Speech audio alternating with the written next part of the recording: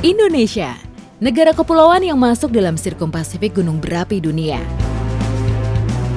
Terdapat 127 gunung berapi aktif yang ada di negeri ini dan menjadi negara dengan jumlah gunung berapi terbanyak di dunia. Beberapa letusan gunung berapi di Indonesia pun sempat mengguncang dunia, seperti Gunung Api Purba Toba pada lebih dari 70.000 tahun silam dan Gunung Tambora tahun 1815. Selain ancaman letusan, alam vulkanik pun kerap memberi anugerah tersendiri yang mampu mensejahterakan masyarakatnya.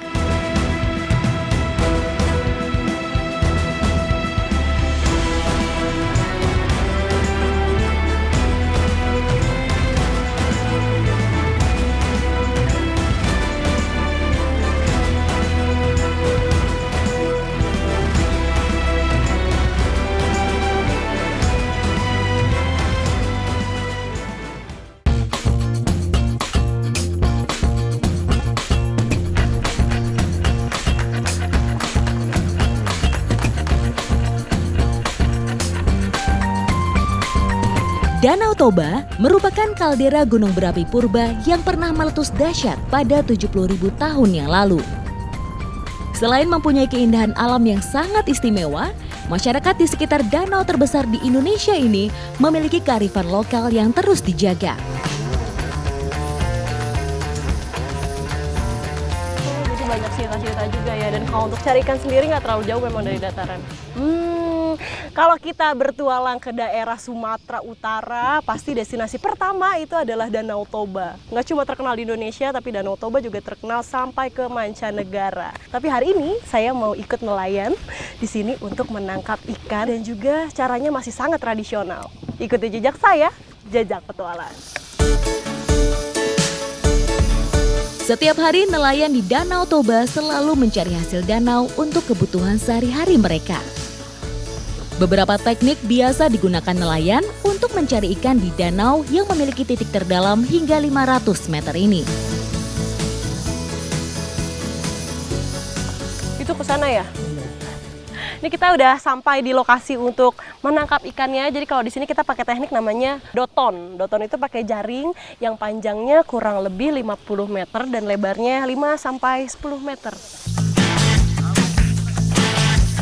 Posisi memasang doton atau jaring harus diperhatikan dengan baik, yaitu di pinggiran danau, supaya doton tidak hanya terbawa oleh arus.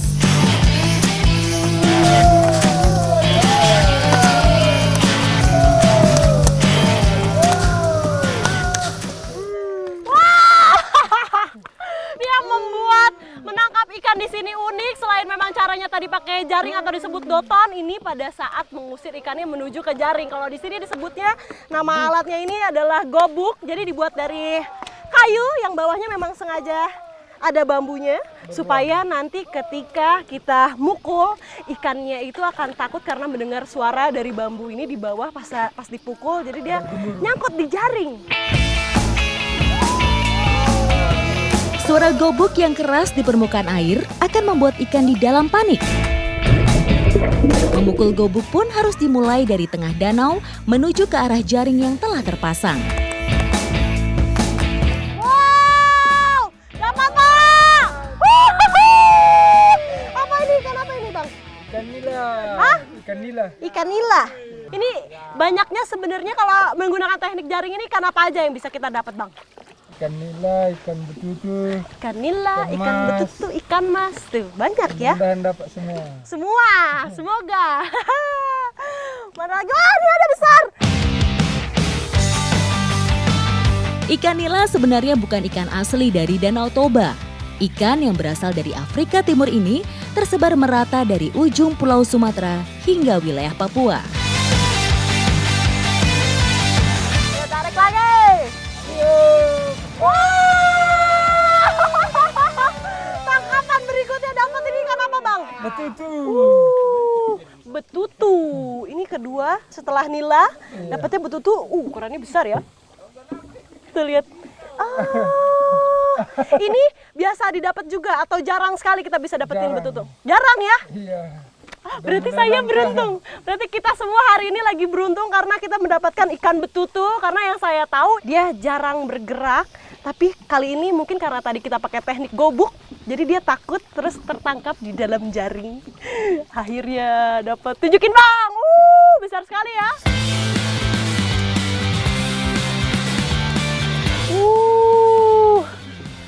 Ini lebih Bang, ini lebih dari 1 kilo. Tuh, hampir 2 kilo ini beratnya. Berarti segini ukurannya besar ya? Iya. Besar, kita dapatkan ikan betutunya. Dan kalau dilihat ini dia warnanya cantik sekali. Warna ikannya itu dia ada sedikit corak hitam. Dan juga kalau kita perhatikan lagi bagian matanya, ini dia punya mata yang warnanya merah bata. Dan bentuk badannya jauh lebih kecil dibandingkan kepalanya. Tuh, lihat. Wow. Ikan betutu banyak mendiami perairan tenang di wilayah Asia Tenggara. Ikan satu ini juga terkenal dengan nama ikan malas karena memang jarang bergerak dari sarangnya. Tarik lagi. Wow. Ini ikan yang sama ya, betutu ya. Wah, ini tangkapan berikutnya. Tadi kita dapat ukurannya yang jauh lebih besar. Sekarang ukuran sedang. Nih, tuh. Teknik Doton dengan cara gobuk ini memang sangat efektif untuk mendapatkan ikan. Tidak membutuhkan waktu yang lama, kita sudah mendapatkan beberapa ekor ikan yang cukup besar. Hari ini saya dapat pengalaman yang seru banget sama abang-abang dari pesisir Toba. Dan sekarang saya mau langsung ngolah ikan betutunya ini untuk dijadikan makanan khas di sini. Ikuti jejak saya, Jajak Magelang!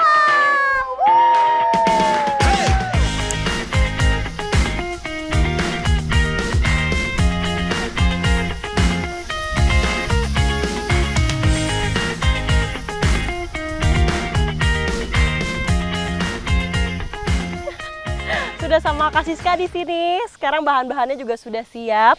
Ikannya pun udah dibersihkan, tinggal kita potong. Hari ini kita mau membuat olahan namanya sup ikan bujuk atau ikan betutu. Nah, Kak Siska yang lebih tahu gimana caranya. Pertama-tama diapain, Kak? Sebelum memasak ikannya, bumbu-bumbu seperti jahe, kapulaga, bunga lawang harus direbus terlebih dahulu. Selanjutnya, ikan betutu akan ikut dicampur bersama wortel, kentang, garam, dan bubuk merica.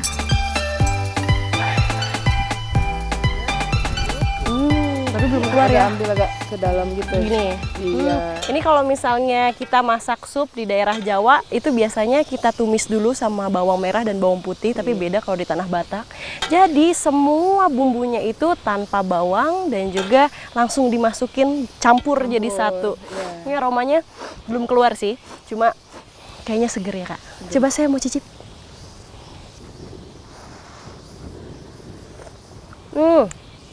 Kurang garam sedikit, kurang asin sedikit, sedikit lagi. Memasak sup ikan betutu tidak membutuhkan waktu yang lama, hanya 20 menit saja. Hal tersebut dikarenakan tekstur daging ikan betutu yang cukup lunak dan lembut.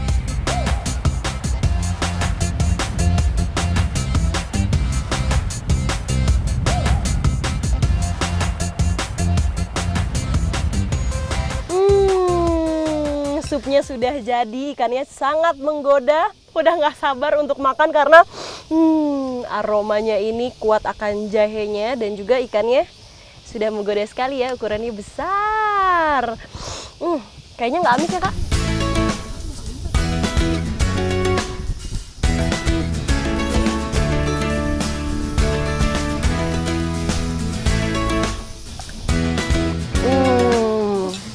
Malang. Makan gitu. Ikannya rasanya enak banget, gak ada amis-amisnya sama sekali karena tadi kan udah dicampur sama beberapa bahan dan juga bumbu, dan kuahnya ini yang paling gurih, enak pakai nasi Kak. Nasinya mana?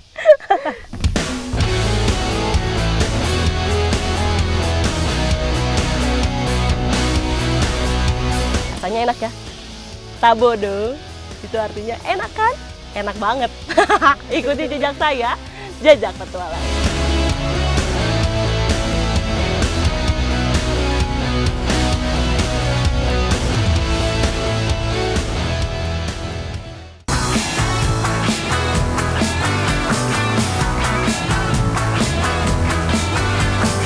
Gunung Rinjani, satu di antara jajaran gunung api di Indonesia yang terletak di Lombok.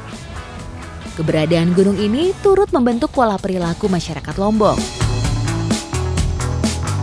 Di balik keberadaan Gunung Rinjani yang masih aktif, sisa vulkaniknya memberikan berkas kesuburan bagi tanah perkebunan di sekitarnya. Salah satunya di Desa Sembalun.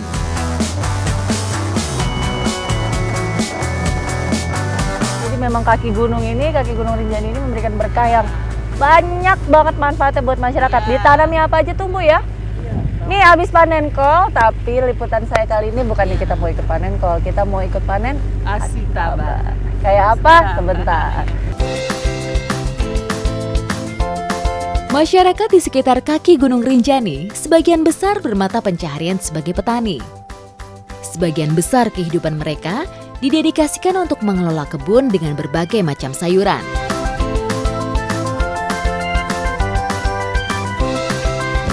Nah nih, ada beberapa tumbuhan yang bukan asli dari Indonesia tapi berhasil tumbuh dengan baik di sini. Teh Asitaba. Ini juga asli dari Jepang. Nah ini awalnya memang dia prosesnya dari biji Bu ya. Beda dengan teh, kalau teh yang diambil pucuknya, kalau ini diambil utuh-utuh seperti ini. Seperti kangkung. Nah, makanya sebutan nama lainnya tomorrow leaf.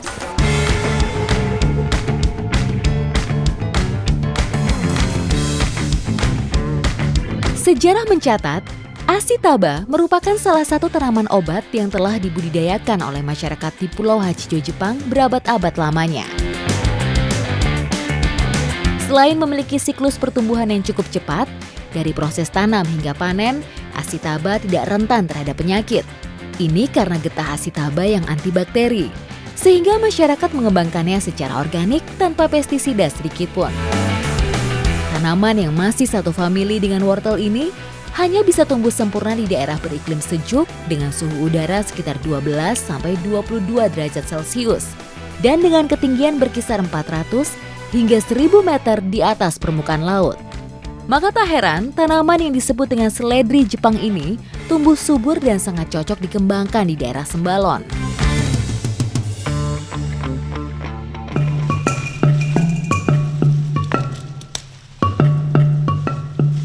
Kalau misalnya dilihat nih, getahnya berwarna kuning. Nah, ini getahnya juga berkhasiat sebagai antibakteri, untuk detox juga. Nah, cara ngambilnya biasanya kalau pagi-pagi ibu-ibu dalam sehari bisa 2 kali ya proses ambil getah. Itu diginiin. Dan ini dikumpulin. Nilai ekonomis Asitaba yang tinggi membuat masyarakat Sambal untuk menanamnya sebagai alternatif di ladang mereka. Ini jadi memang berbeda dengan panen teh biasa. Jadi kalau misalnya teh biasa kita ambil pucuk, kalau teh Asitaba ini kita ambil utuh-utuh dengan batangnya seperti ini. Lalu dipisahkan antara batang dengan daun. Habis ini baru masuk proses pengeringannya. Nah, kalau untuk batangnya ini sendiri memerlukan waktu lebih lama ya Bu ya untuk kering ya. Nah harus dirajang-rajang dulu. Kalau daunnya habis ini masuk greenhouse, kering tinggal tumbuh. Sejak awal diperkenalkan di Indonesia, khususnya di kaki Gunung Rinjani, tanaman yang memiliki nama ilmiah Angelica kiski ini biasa diolah masyarakat menjadi minuman kesehatan dalam bentuk teh. Selain mengikuti permintaan pasar serta kebiasaan orang Jepang dalam mengonsumsi teh, daun Asitaba memiliki klorofil yang tinggi serta serat yang tinggi bagi tubuh. Oh iya Bu. Nah ini proses pengeringannya memang berbeda dengan teh. Kalau teh itu kan dia ada proses pelayuan sampai ngeruntel-ngeruntel gitu. Kalau ini enggak, jadi dia memang dikeringkan utuh-utuh saja seperti ini. Berapa lama paling kuat Bu kalau musim panas Bu? 5 menit. 5 menit aja kuat ya. Masuk greenhouse, buang, terus keluar lagi. Tapi ini, ya alhamdulillah ya. Tapi ya itu tadi, kalau misalnya pas musim hujan, memang proses pengeringannya makan waktu lebih lama. Itu bisa sampai 3 harian ya Bu? Iya, 3 hari.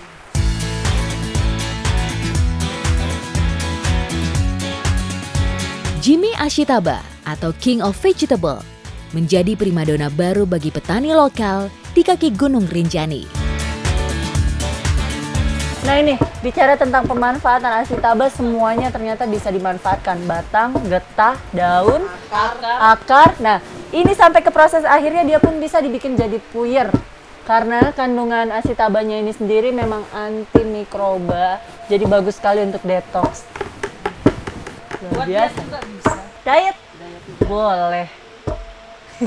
Boleh Kalau tuh diet. mau diet pakai getah Asitaba, Kayak getah. iya jangan makan dulu. Minum getahnya dulu. Ya, seperti cuci perut lah. Getah itu sendok aja. Apa? Enak rasanya ya Bu. Saya juga baru ini nih ngerasain teh Asitaba, ternyata enak. Nah jadi kalau menurut Ibu minum teh Asitaba ini bagusnya pagi hari sebelum masuk makanan ya. Minum lagi biar sehat.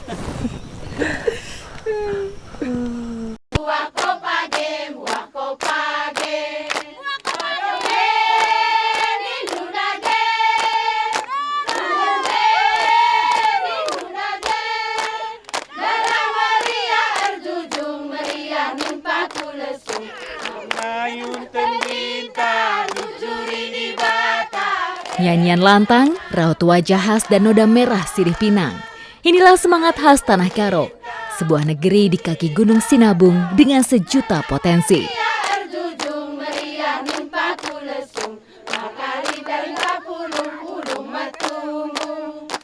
Ketulusan suara para mama ini seakan menyambut petualangan saya.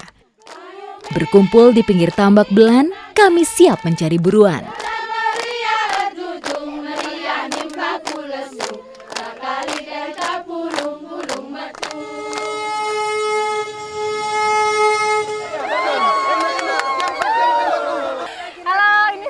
Ada di Desa Susuk, Tanah Karo. Ikut kegiatan Nurung. Ya dia Durung. Oh ya, Durung. Jadi ini hanya dilakukan 1 tahun sekali buat nyari hasil alam di kawasan kolam atau sungai. Ya ini ikan atau kerang-kerangan tuh kayak gini. Dan karena ini cuma setahun sekali, makanya sekampung ngumpul semua. Durung berasal dari kata nurung yang berarti ikan. Kegiatan durung merupakan salah satu rangkaian perayaan merdam-merdam atau pesta panen masyarakat Karo. Nah, berbeda kecamatan, berbeda juga waktu untuk nurung. Nurung itu dilakukan di sungai, tapi kan sekarang karena kondisi alam berubah ya, pasca erupsi, terus sudah mulai banyak racun, ikan di sungai itu udah nggak sebanyak dulu. Makanya nih, ini keren banget masyarakat Karo, jadi pengen terus jalan tradisi nurung, sungai nggak ada, pindah ke danau. Alat yang digunakan untuk durung sangat beragam, mulai dari tangan kosong hingga jaring aneka ukuran yang disebut tanggok. Siapapun bisa mengambil hasil tangkapan sebanyak-banyaknya. Jadi kalau saya lihat, durung ini mirip-mirip lubuk larangan atau sasi di timur Indonesia. Jadi lokasi yang untuk durung itu memang tidak boleh diambil, nggak boleh ada perburuan ikan secara besar-besaran sampai hari durung tiba. Kegiatan durung pun penuh keceriaan. Tua muda, lelaki maupun perempuan, semua menyapu tanpa batas. Sayangnya durung semakin sulit ditemukan. Hal ini akibat berubahnya kondisi alam, membuat hasil tangkapan semakin minim. Beruntung di tengah derasnya hujan, semangat masyarakat Desa Susuk Kecamatan Tigan Reket masih membara. Ini apa, Bi? Bahasa Indonesianya keong mas. Keong mas. Ikannya mana? Ikannya masih di kolam. Durung layaknya kearifan lokal daerah lain, bukan tentang hasil yang banyak dan melimpah. Durung merupakan tempat kebersamaan kerukunan dan saling berbagi kegembiraan. Jadi memang tradisi kayak gini nih yang harus dilestarikan ya, Bi ya. Karena di mana ada durung, di situ ada masyarakat Susuk berkumpul, beramai-ramai, ada silaturahmi, ada semangat, dan ada happy-happy. Tangkoro itu si kacang kolo.